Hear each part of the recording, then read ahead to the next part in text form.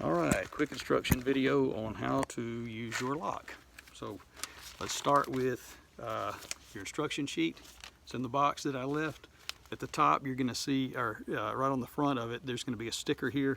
You're going to notice it says code A, or user code A, user code B. Those are two different codes that you can use to unlock this lock.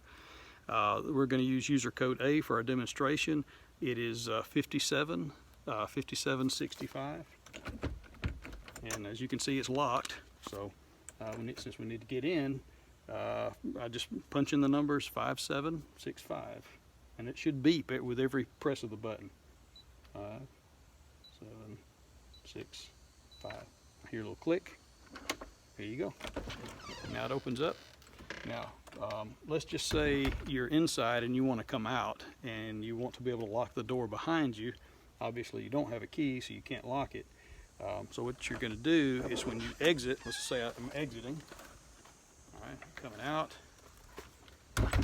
I just reach up here and press the Schlage emblem right at the top. It's this little part right here.